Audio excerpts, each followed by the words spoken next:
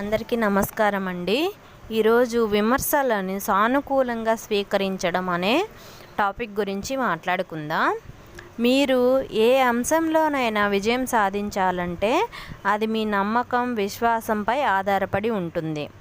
ఆనందంగా ఉంటే పొంగిపోవడం, విషాదంగా ఉంటే కృంగిపోవడం మనిషి యొక్క నైజం. ఏ వ్యక్తి అయినా తాను చేయాలనుకున్న పనిని చేసుకుంటూ పోతే ఇతరుల నుండి విమర్శలు రావడం సహజం. అయితే వాటిని పాజిటివ్గా తీసుకొని ముందుకు సాగిన వాడు విజయుడవుతాడు. నెగిటివ్గా ఆలోచించి ఆ పని మధ్యలో ఆపేసేవాడు అపజయుడవుతాడు. విమర్శలు కొన్ని వ్యక్తిగతమైతే, కొన్ని వృత్తికి సంబంధించినవి, మరికొన్ని కుటుంబానికి సంబంధించినవిగా ఉంటాయి. మొత్తం 100 ఓట్లు పోలైతే 51 ఓట్లు వచ్చినవాడు విజయుడవుతాడు, 49 వచ్చినవాడు అపజయుడవుతాడు. మనల్ని గురించి ఎవరు విమర్శించకూడదు అనుకోవడం సహజం. ఉద్యోగి తన కార్యాలయంలో విధులు నిర్వహించడంలో ఉన్నప్పుడు విమర్శలు వస్తుంటాయి. తప్పులు వెతికేవారు తమలో తప్పులు ఉన్నాయని గమనించరు.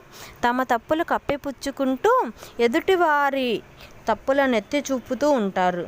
విమర్శలు అవసరమైనంత వరకే మనం తీసుకోవాలి, మిగిలినదంతా వదిలేయాలి. అయితే విమర్శలను పాజిటివ్గా తీసుకోవడం అంత సులభం కాదు. ఎదుటివారికి చెప్పేంత తేలిక కూడా కాదు. ఎదుటివారికి చెప్పేందుకే నీతులు ఉంటాయి అన్నట్లు సలహాలు, నీతులు, సూచనలు చెప్పడం చాలా తేలిక. విమర్శించిన వారు దూషించడం, వారిని దూరం చేసుకోవడం, వారితో విరోధం పెంచుకోవడం మంచిది కాదు. వారి మనసులో మీపై విరోధం ఉన్న పైకి మిమ్మల్ని పొగిడేవారుంటారు. పొగిడినంత మాత్రాన వారు మీకు స్నేహితులు కారు.